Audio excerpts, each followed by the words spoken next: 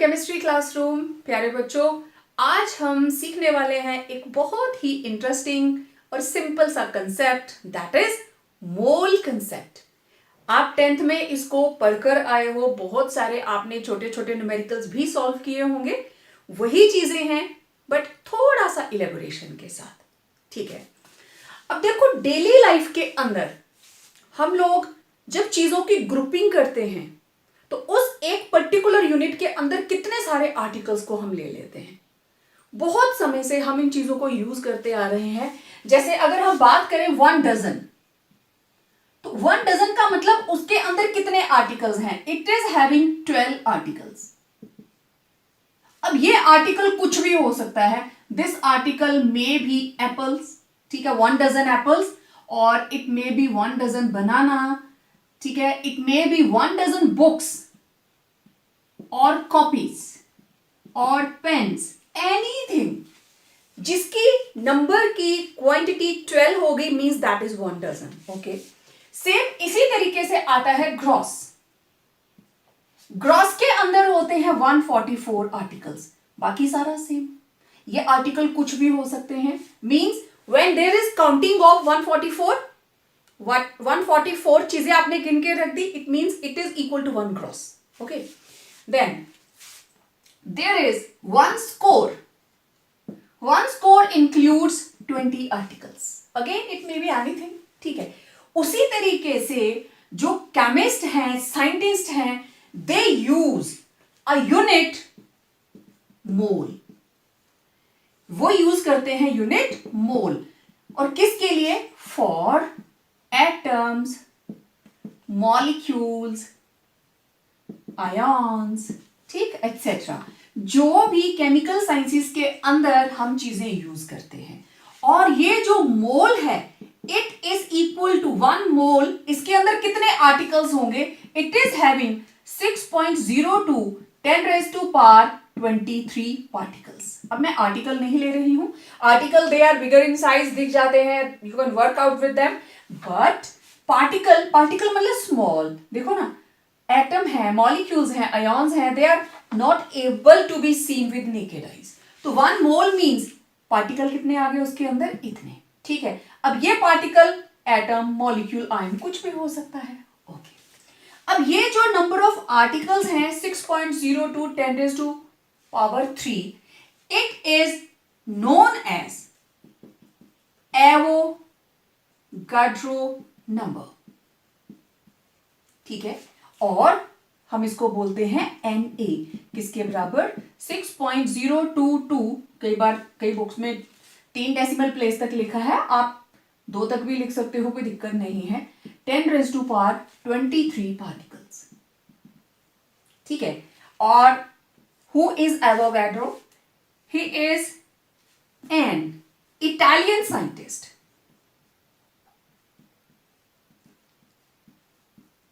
and just to honor, in the honor of Italian scientist Amedeo, ये उनका पूरा नाम है, एमिडियो एवोगाड्रो,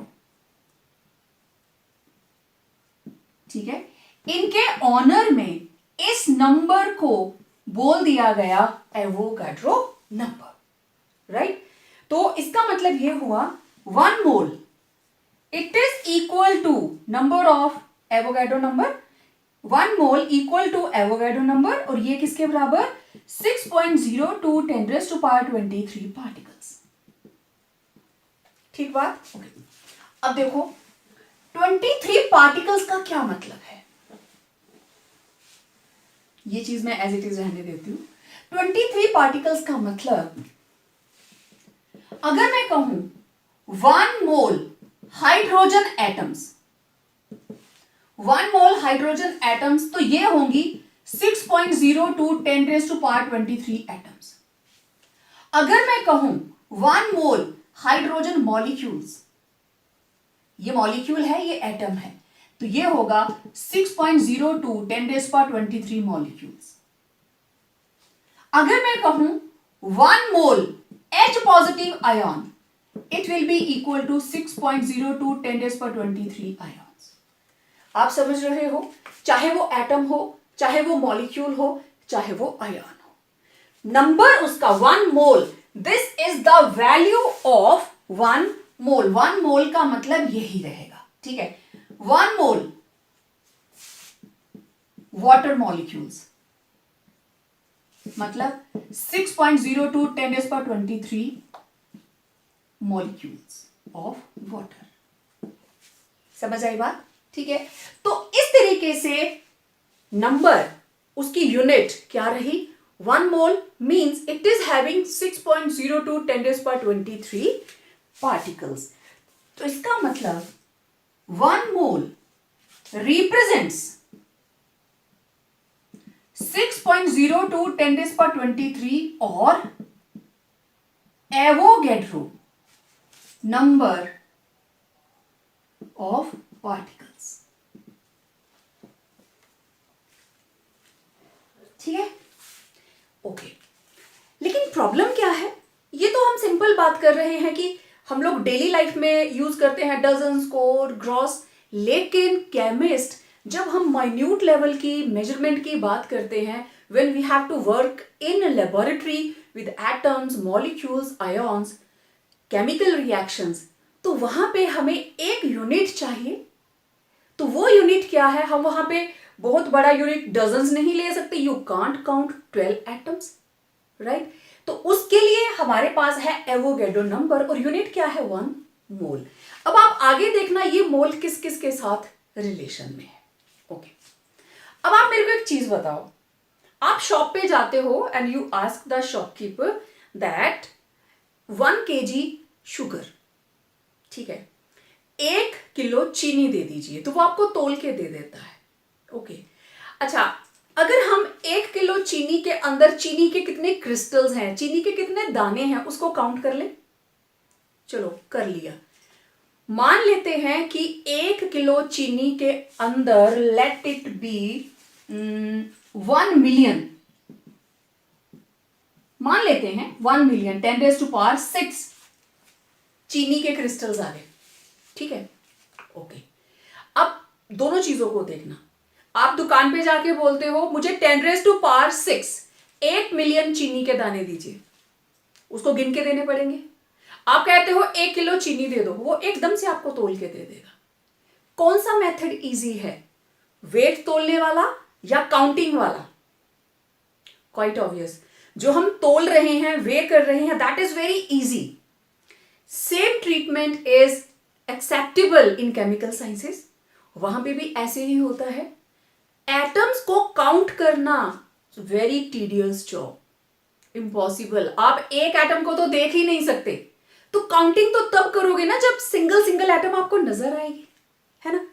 तो इसका मतलब जो हमारे केमिस्ट हैं, जो साइंटिस्ट हैं, they prefer to search for a particular standard कि हम इसको मोल को वेट में कन्वर्ट करेंगे।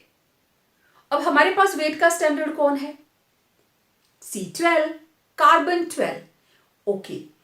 तो देखिए केमिस्ट ने क्या किया, they selected a standard number, उन्होंने एक स्टैंडर्ड नंबर फिक्स किया which is equal to the number of atoms present in exactly 12 gram of carbon, और कौन से वाला? C12, जिसको हम रिलेटिव मास के लिए पहले ही एज अ स्टैंडर्ड ले चुके हैं। तो ये जो स्टैंडर्ड नंबर है, they define it as a mole. So mole may be defined as, it may be defined as, अब इसको हम कार्बन 12 के साथ स्टैंडर्डाइज करके लिखेंगे। It states that the amount of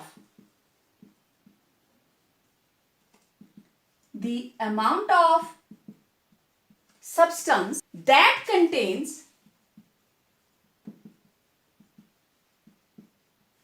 as many particles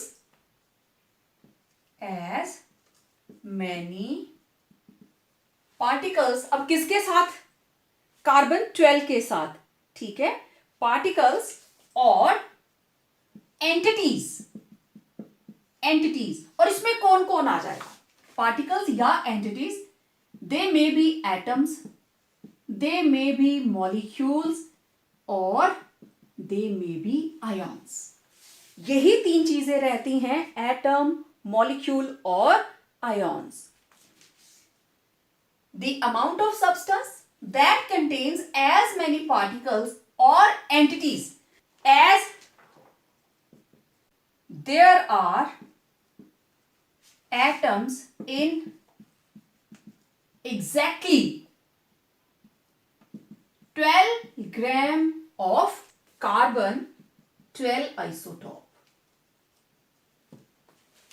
यही चीज जो ऊपर लिखी, तो इसको जब आप डेफिनेशन में लेंगे तो ये कहता है the amount of substance that contains as many particles और entities as there are atoms in exactly 12 gram of carbon 12 isotope.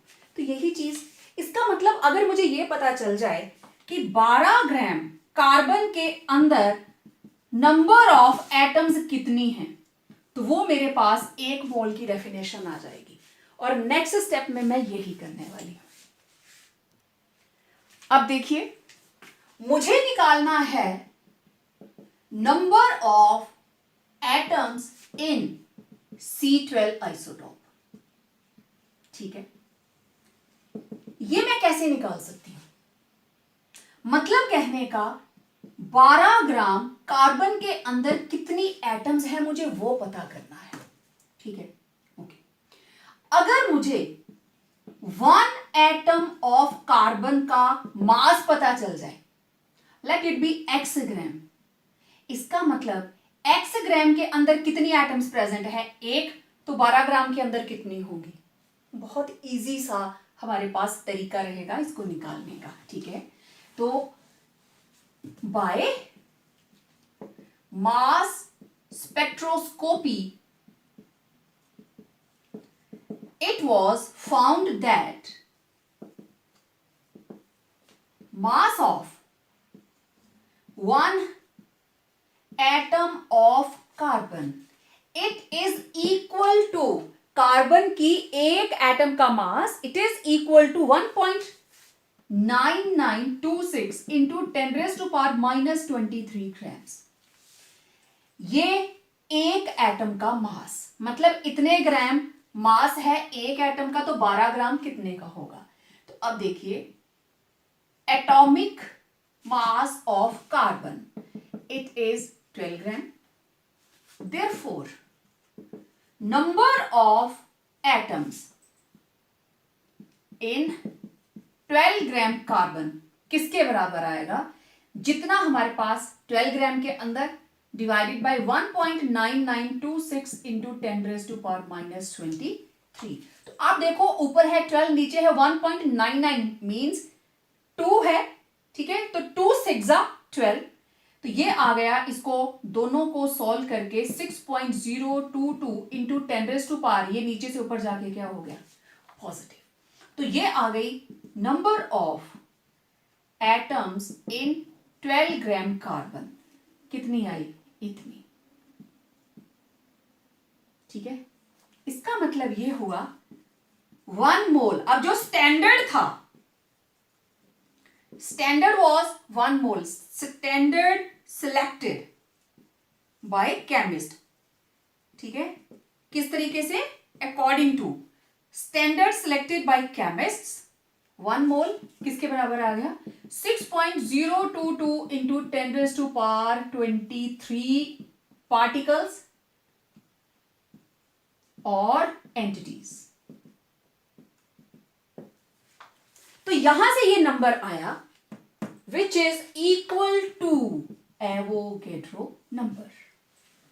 तो 1 मोल मतलब उसके अंदर एंटिटीज कितनी हैं? इतनी। क्योंकि इट वॉज क्वाइट इजी, जब एक एटम का मास हमें पता है तो 12 ग्राम के अंदर कितना आया, वेट के साथ इसको कंपेयर कर लिया ना, क्योंकि वे करना that is much more easy. तो मोल कंसेप्ट के अंदर अदर देन कि हम उसको बार बार नंबर को काउंट करें, it was much more effective method कि आप लोग उसको मास के साथ कोरिलेशन निकाल लें।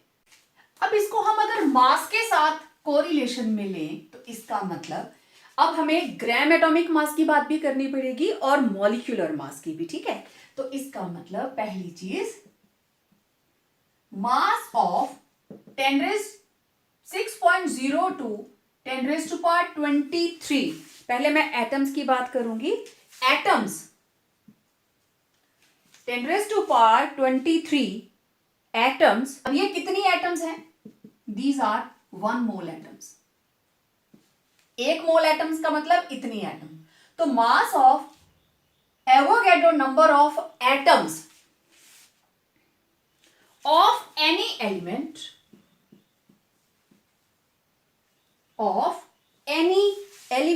in grams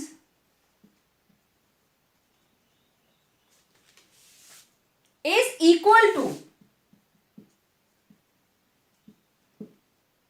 its gram atomic mass or 1 gram atom. मतलब समझते हैं इसका मास ऑफ 1 मोल एटम्स। अच्छा, अगर मेरे पास है फॉर एग्जाम्पल ये रहा कार्बन, ठीक है, 1 ग्राम एटम ऑफ कार्बन किसके बराबर होता है? 12 ग्राम। ग्राम एटॉमिक मास और 1 ग्राम एटम, तो 1 ग्राम एटम ऑफ कार्बन का मतलब ग्राम एटॉमिक मास 12 ग्राम, और ये किसके बराबर होगा? 6.02 10⁻23 atoms of carbon. Got it? हम एटम्स की बात कर रहे हैं। Similarly in case of oxygen, तो 1 ग्राम एटम ऑफ ऑक्सीजन मतलब 16 ग्राम। 16 ग्राम मतलब उसके अंदर 1 मोल एटम्स हैं। 6.02 10⁻23 एटम्स ऑफ ऑक्सीजन। समझ आ गई बात? This is the meaning of relationship between number of atoms और पार्टिकल्स विथ मास। तो जो भी किसी एटम का एटॉमिक मास है, जैसे सोडियम ले लेते हैं, तो 1 gram atom of sodium it will be equal to its atomic mass. वो कितना होता है? 23 ग्राम्स। किसके बराबर होगा? 6.02 10⁻23 एटम्स ऑफ सोडियम। ठीक है। इसी तरीके से अगर मुझे कैल्शियम का पता करना हो, तो 1 gram atom of calcium, calcium का एटॉमिक मास होता है 40 ग्राम। समझ आ गई बात? ठीक है, तो 40 ग्राम मतलब उसके अंदर इतने एटम्स ऑफ कैल्शियम होंगे। क्लियर? स्क्रीनशॉट ले लीजिए। तो इन जनरल अगर मैं इसको सिंपल आपको बताना चाहूं, तो it is 1 gram atom is equal to atomic mass equal to Avogadro number. ठीक है, इतना ही नहीं, इक्वल टू 1 मोल। तो 1 मोल किसके बराबर? एवोगैड्रो नंबर के बराबर। और किसके बराबर? एटॉमिक मास के बराबर। और किसके बराबर? ग्राम एटम के बराबर। ठीक है, मतलब अगर मैं मोल को यहां सेंटर में ले लूं, दिस इज 1 मोल। 1 मोल का मतलब it is equal to 1 gram atom, मतलब it is equal to atomic mass, मतलब it is equal to 6.02 10⁻23 particles. ठीक, ये है इसका मास के साथ रिलेशन। ओके, इसी तरीके से एटम की जगह पे अगर मॉलिक्यूल्स आ जाता है, तो मास ऑफ 10⁻23 मॉलिक्यूल्स, मॉलिक्यूल्स, और यहां हम लिखेंगे 1 मोल molecules of any compound, compound लिख सकते हो, और you can write substance of any substance in grams is equal to its gram molecular mass, gram molecular mass or 1 gram molecule. ठीक है, अब देखो इसके भी 1-2 एग्जांपल्स देख लेते हैं। अब कोई भी सब्सटेंस ले लें, for example let it B water. Water, इसका मतलब 1 ग्राम molecule of water, it is equal to its molecular mass. molecular mass कितना? 18 ग्राम. और ये किसके बराबर है? It will be equal to 6.02 10 raised to power 23 molecules. Now it is molecules, क्योंकि ये substance है ना, compound है, तो इसके क्या है? molecules. समझ आ रही है बात? उसी तरीके से let it be carbon dioxide, मतलब 1 gram molecule of carbon dioxide, it will be equal to molecular mass कितना होता है?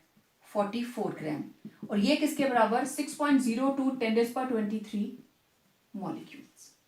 उसमें एटम्स होती थी, इसमें मॉलिक्यूल होंगे. मतलब अगर मैं सेंटर में लिखूं 1 मोल, तो in terms of molecules it will be equal to 6.02 10⁻23 molecules, और it will be equal to 1 gram molecule, और it will be equal to molecular mass. जो भी उस सब्सटेंस का मॉलिक्यूलर मास होगा, ये उसके बराबर होगी. अब देखो, आपके पास मास का रिलेशन आ गया और नंबर ऑफ पार्टिकल्स का रिलेशन आ गया, और ये सारे के सारे किससे कनेक्टेड हैं? 1 मोल. कि ये सारी की सारी चीजें आपस में किसके बराबर है? 1 मोल के बराबर. तो अब मोल कंसेप्ट को और क्लैरिटी के साथ अंडरस्टैंड करते हैं. Okay, now this is very interesting and crux of the video. जो हमारा मोल कंसेप्ट है, इसी एक स्लाइड के अंदर कंप्लीट हो जाएगा. तो मोल को हम 3 रिलेशंस के अंदर स्टडी करने वाले हैं. पहला है इन terms of mass, second will be in terms of volume, and third will be in terms of particles. ठीक है. अब देखो, 1 मोल किसके बराबर होता है? 1 gram atom of substance. 1 mole किसके बराबर होता है? 1 gram molecule of a substance, and also it is equal to 1 gram formula mass of a substance. ये चीजें मैंने अभी आपको समझाई, बट यहां इसका मतलब क्या होगा? 1 gram atom of substance, that is equal to atomic mass. It will be equal to atomic mass. Clear? कैसे? फॉर एग्जाम्पल, अगर आप लिखें 1 मोल कार्बन, तो किसके बराबर होगा? जो कार्बन का एटॉमिक मास है, दैट इज 12 ग्राम. ठीक है. इसी तरीके से 1 mole nitrogen, it will be equal to 14 gram. Right. अगर मैं कहूं 1 mole oxygen, it will be 16 ग्राम.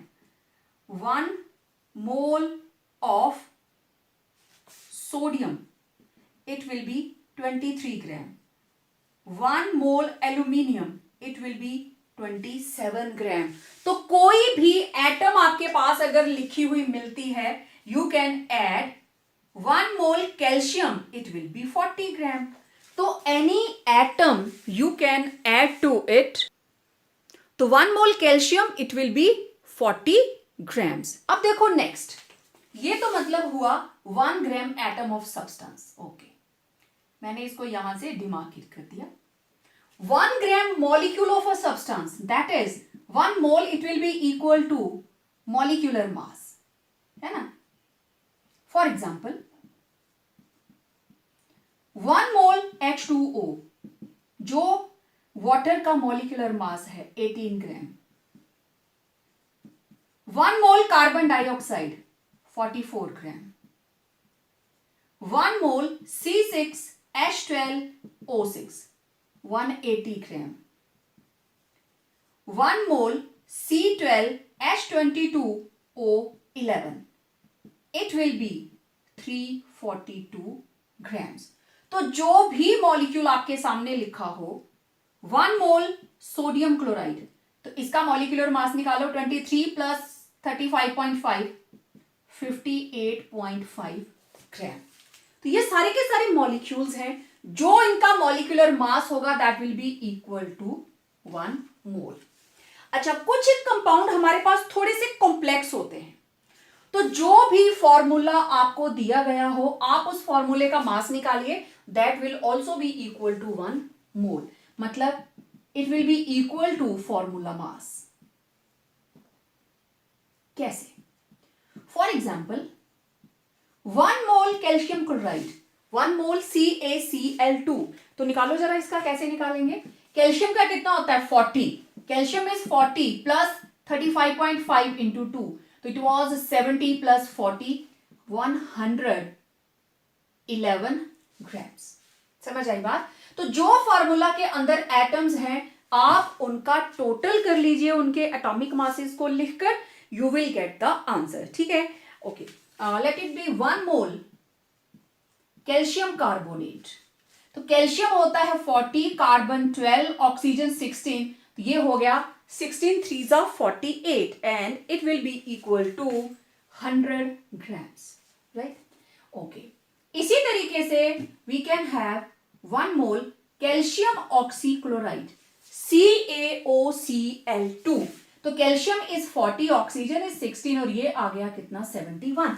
इन सभी को आप टोटल कीजिए, 40 plus 16 plus 71, you will get 127। ठीक है, टोटल में गलती भी हो सकती है, बियर दैट। ओके, 1 मोल, अब देखो मैं एक बड़ा सा फॉर्मूला लिखने लगी, K4FeCN6। यहां सॉल्व कर रही हूं, K4 ब्रैकेट के अंदर है आयरन, उसके अंदर फिर एक ब्रैकेट बाहर लगा है 6। अब देखो इसके अंदर 4 इंटू कितने कैल्शियम है, सॉरी कितने पोटेशियम है? 4, तो एक पोटेशियम का 39 प्लस आयरन का 56 plus how many carbon? 6 into 12 plus how many nitrogen? 14 into 6। इसका आंसर आप खुद निकालेंगे, कैलकुलेट करके यहां पे लिख लेना।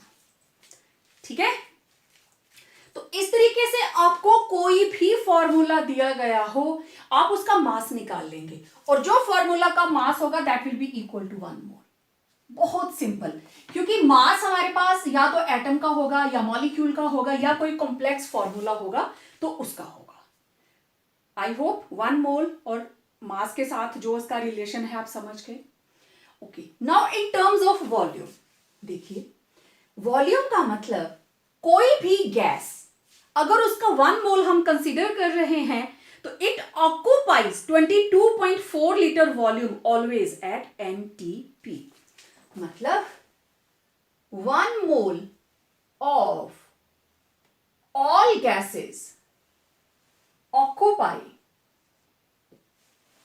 22.4 litre volume at NTP। Now, what is the meaning of this? इसका मतलब 1 मोल हाइड्रोजन गैस, तो ये होगा 22.4 litre eight NTP। 1 mole oxygen gas, it will be 22.4 liter at NTP। 1 mole carbon dioxide gas, it will be 22.4 liter at NTP। कोई भी gas, 1 mole sulfur dioxide gas, it will be 22.4 liter at NTP। तो कोई भी gas होगी that will occupy 22.4 liter at NTP। अब एक नई term आ गई यहां पे, NTP। NTP का मतलब normal temperature pressure. Normal temperature pressure मतलब टेम्परेचर होगा 0 डिग्री सेल्सियस और 273 केल्विन और प्रेशर होगा 1 atmosphere. This is the meaning of NTP, normal temperature pressure. अब बचा हमारा मोल का relation in terms of particles. Okay, इसका मतलब एक mole, it has 1 mole of substance equal to 6.02 10⁻23 particles. ये तो आप जानते ही हैं, अभी हम पीछे इसी के बारे में बात करके आए हैं। तो in terms of particles, one mole of substance it is equal to 6.02 10⁻23 particles. मतलब इसका क्या मतलब हुआ, अगर मेरे पास है 1 मोल हाइड्रोजन, तो this is atom, it will be equal to 6.02 10⁻23 atoms. अगर मेरे पास है 1 मोल H2, now this is molecule, it will be 6.02 10⁻23 molecules. अगर मेरे पास है 1 mole calcium, it will be 6.02 10⁻23 atoms. किसकी? कैल्शियम की। अगर मेरे पास है 1 मोल H2O, it will be 10⁻23 molecules of water. समझ आई बात? This is the meaning of number of particles. Okay. 1 mole N positive, sodium positive ion. तो ये किसके बराबर होगा? 6.02 10⁻23 ions. तो चाहे वो एटम हो, मॉलिक्यूल हो या आयन हो। 1 मोल Cl नेगेटिव, ये भी तो आयन है ना, तो 6.02 10⁻23 आयन्स। समझ आई बात? तो it was in terms of particles. ठीक है, जल्दी से स्क्रीनशॉट लीजिए। तो ये था मोल का ओवरऑल कंसेप्ट। मोल को आप मास के साथ रिलेट कर सकते हैं, पार्टिकल्स के साथ और वॉल्यूम के साथ। जब ये तीनों से कनेक्टेड है, इसका मतलब ये तीनों आपस में भी कनेक्टेड है। मतलब 1 मोल Cl नेगेटिव आयंस के अंदर इतना नंबर ऑफ आयन्स हैं। ठीक, तो इसका क्लोराइड आयन का हमारे पास एटॉमिक मास 35.5। ठीक, अगर ये है 1 मोल वाटर के पास इतने मॉलिक्यूल्स हैं, तो उसका मास कितना है? 18 ग्राम। मतलब 18 ग्राम वाटर के अंदर पार्टिकल्स कितने हैं? इतने। 1 मोल में लो चाहे मास में लो। तो यही आपका जो पेज है, ये जो आपके सामने बोर्ड पे जो चीजें लिखी हैं, this is very very important for the various numericals. बहुत से न्यूमेरिकल्स इस चैप्टर से आते हैं एग्जाम के अंदर, या जितने भी कॉम्पिटिटिव एग्जाम होंगे वहां पे, चाहे वो इनका आपस में रिलेशन लेना हो या नंबर ऑफ मोल्स बनाने हो। तो this concept is very very important, इसको अच्छे से रिवाइज करना। अब देखो, छोटे छोटे न्यूमेरिकल्स जो मल्टीपल चॉइस के अंदर आते हैं, मैं अभी वो डिस्कस करने वाली हूं। आपको इन सभी को मोल में कन्वर्ट करना है। ठीक है, calculate number of moles present in, जो कुछ लिखा है, या ये आ जाएगा कन्वर्ट इनटू मोल्स। ठीक है, कुछ भी क्वेश्चन आए। ओके, अब देखिए, इसको सॉल्व करने का बहुत ही सिंपल तरीका है। आपको याद क्या रखना है, हमारे पास टोटल 3 चीजें हैं, मास का रिलेशन, नंबर ऑफ पार्टिकल्स का रिलेशन और वॉल्यूम का रिलेशन। तो पहले देखो, जो जर्नल फॉर्मूला है, ठीक है, journal formula for mole. Mole journal formula से आप कैसे निकालोगे? पहले बात करते हैं इन टर्म्स ऑफ मास। तो बच्चे, नंबर ऑफ मोल्स किसके बराबर होगा? जो भी आपको गिवन मास डिवाइडेड बाय, जो अगर वो एटम है तो एटॉमिक मास, मॉलिक्यूल है तो मॉलिक्यूलर मास। तो आप नीचे लिखोगे एटॉमिक और मॉलिक्यूलर मास। जो भी आपको गिवन है उसको, अगर वो एटम है तो एटॉमिक मास से डिवाइड कर दीजिए, मॉलिक्यूल है तो मॉलिक्यूल के मास से, तो आपके पास नंबर ऑफ मोल्स आ जाएंगे। ओके, अगर हम पार्टिकल्स की टर्म में बात करते हैं, तो उसके लिए नंबर ऑफ मोल्स किसके बराबर हो गए? Given number of particles, given number of particles divided by Avogadro number. जब भी आपको नंबर ऑफ मोल्स निकालने हैं इन टर्म्स ऑफ पार्टिकल्स, अभी मैं आपको करके दिखाऊंगी इधर, तो आप गिवन नंबर को डिवाइड कर दीजिए एवोगैड्रो के साथ। ओके, फिर आया हमारे पास वॉल्यूम। तो वॉल्यूम के अंदर भी नंबर ऑफ मोल्स किसके बराबर होगा? जो आपके पास given volume divided by 22.4 litre. ये होगा किस पे? At NTP. ये सारे का सारा गिवन वॉल्यूम पे एनटीपी के ऊपर होगा। अब देखो मोल के अंदर आपके पास स्टैंडर्ड क्या है? Atomic mass 1 mole equal to atomic mass 1 mole equal to molecular mass. इसलिए गिवन मास को डिवाइड करोगे आप इस स्टैंडर्ड के साथ। नंबर ऑफ पार्टिकल्स के अंदर 1 मोल किसके बराबर होता है? एवोगैड्रो नंबर के बराबर, मतलब 6.02 10⁻23 के बराबर। तो आप इसको नंबर ऑफ मोल में कन्वर्ट करने के लिए इसके साथ डिवाइड करेंगे। और वॉल्यूम के लिए 1 मोल किसके बराबर होता है? 22.4। इसलिए इसको आप 22.4 लीटर्स के साथ डिवाइड करेंगे। ये आपको अपने पास नोट करके रखना है इन न्यूमेरिकल्स को सॉल्व करने से पहले। नोटेड। ओके, अब मैं एक एक न्यूमेरिकल सॉल्व करूंगी, आप देखना कितनी आसानी से। 1 लाइन न्यूमेरिकल्स हैं, इसीलिए मल्टीपल चॉइस में आ जाते हैं या 1 मार्क कोई भी क्वेश्चन होगा उसमें आ जाएंगे। Okay, now first question, number of moles आपको निकालने हैं। गिवन मास 80 ग्राम। ठीक, अब ये कैल्शियम हमारे पास है, गिवन मास है 80 ग्राम। ओके, तो this is atomic mass of calcium. कितना होता है? 40 ग्राम। क्योंकि ये कैल्शियम है ना, कैल्शियम दिया है उसने आपको, तो it was regarding calcium. Given mass कितना है? 80। Atomic mass of calcium 40। तो नंबर ऑफ मोल्स आप इसको लिखते हो स्मॉल m के साथ, किसके बराबर होगा? Given mass upon atomic mass of calcium. कितना आया? 80/40। तो n इज इक्वल टू 2। तो आंसर कितना आया? 2 मोल्स। बहुत सिंपल है।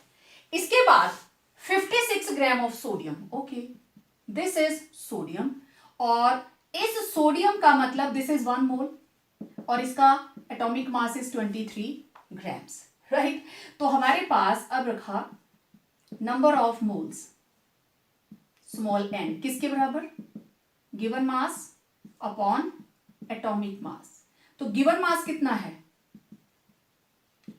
56 ग्राम। तो n किसके बराबर आएगा? 56/23। ठीक है, तो इट विल बी 23 2 46, 10 कैरी हुआ, 100 हो गया, तो 23 4 फिर थोड़ा आगे चला जाएगा, तो 2 पॉइंट, लेट इट बी 4 5। जरूरी नहीं है कि हर बार राउंड फिगर ही आएगा, तो इट विल बी 2.45 मोल्स। ठीक, आपको गिवन मास कुछ भी दिया जा सकता है। ओके, नेक्स्ट देखिए 90 ग्राम ऑफ वाटर। ओके, ये रहा वाटर, इसको ऐसे लिखिए, ये रहा 1 मोल। जो फॉर्मूला है दिस इज 1 मोल, इसका मतलब इसका molecular mass that is 18 grams. Okay, तो number of moles this is equal to given mass upon molecular mass. तो गिवन मास कितना है? It is 90 gram. तो नंबर ऑफ मोल्स, अब मैं सिंपल n लिखूंगी, n will be equal to given mass is 90 और उसका मॉलिक्यूलर मास है 18। 18 5 90। तो नंबर ऑफ मोल्स कितने आए? 5 मोल्स।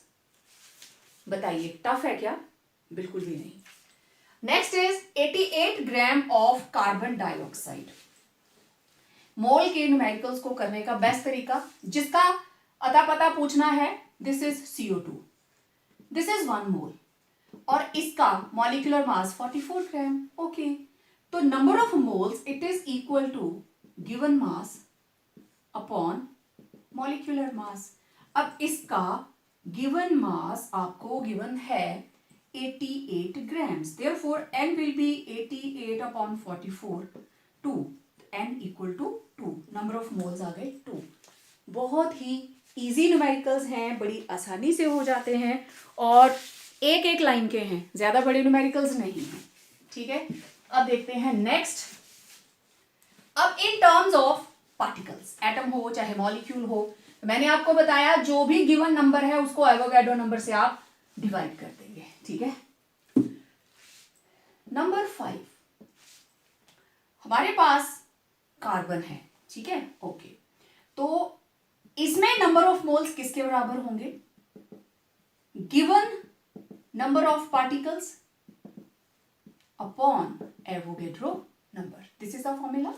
ओके, तो मेरे पास है given number of particles equal to 3.01 into 10⁻23. Okay, तो नंबर ऑफ मोल्स किसके बराबर आए? गिवन नंबर कितना है? 3.01 इंटू 10⁻23 डिवाइडेड बाय एवोगैड्रो 6.02 10⁻23. 23 से 23 कैंसल. दिस इज 2 जा 1/2 मतलब half mole means 0.5 mole. Quite obvious. अगर एवोगैड्रो नंबर होता तो 1 मोल था, उसका हाफ है तो आधा मोल ही आया ना. ओके, नेक्स्ट देखिए 12.04 molecules of carbon dioxide. Formula यही रहा. अब देखें given number of molecules how many? 12.04 into 10⁻23 molecules of CO2. ठीक है, तो 12.04 इंटू 10⁻23 तो n किसके बराबर है? Given number divided bye Avogadro number. तो गिवन नंबर इज 12.04 इंटू 10⁻23 और एवोगैड्रो नंबर इज 6.02 10⁻23. ये कैंसल, इट विल बी 2. तो दीज आर 2 मोल्स. है ना simple. Next 3.0123 atoms of aluminium. Same answer आएगा. दिस वाज फॉर 5, 6, ये रहा 7. अब क्योंकि यहां पे सिर्फ हम एटम्स या मॉलिक्यूल्स की बात कर रहे हैं तो कार्बन, कार्बन डाइऑक्साइड या एल्यूमिनियम का कोई यहां पे प्रॉब्लम नहीं रह जाता है. तो दैट वाज पहले 5 था, 6 था, सेम इज 7. क्लियर. एल्यूमिनियम के भी इतने ही मोल्स. All set.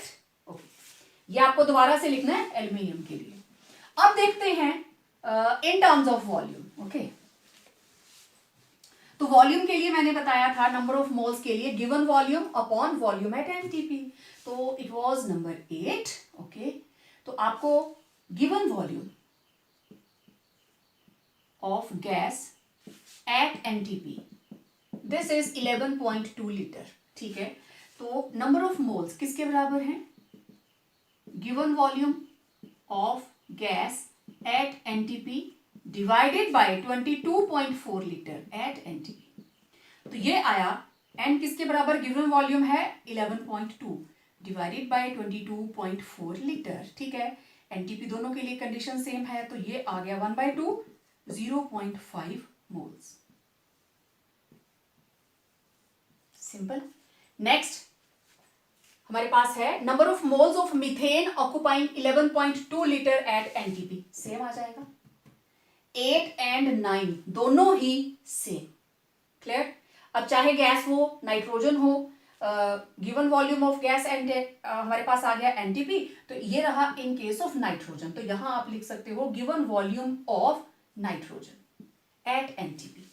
इसी तरीके से जब आप मीथेन का लिखोगे, अब ये हो गया नाइट्रोजन का, तो जब आप मीथेन लिखोगे तो यहां आप लिखोगे given volume of methane eight NTP divided by 22.4 litre.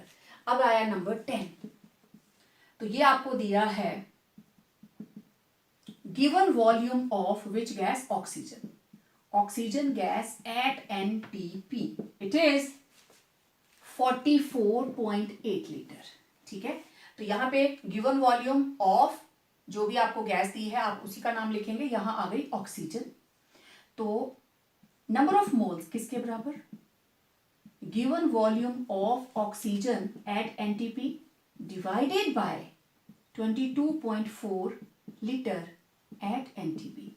तो ये रहा 44.8 डिवाइडेड बाय 22.4. तो इट इज 2.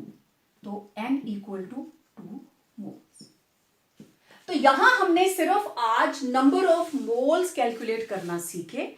मोल कंसेप्ट को अंडरस्टैंड करने के बाद in terms of mass, given mass upon atomic mass और given mass upon molecular mass. जब हम नंबर ऑफ पार्टिकल्स की बात करेंगे, given number divided by Avogadro number of moles आ जाते हैं. और in terms of volume, given volume at NTP divided by 22.4 litre at NTP. So it was all about concept of mole concept. अब next video के अंदर हम खूब सारे न्यूमेरिकल सॉल्व करेंगे. That is the most interesting part of this chapter. So stay tuned for the upcoming video. Till then, complete these notes very carefully.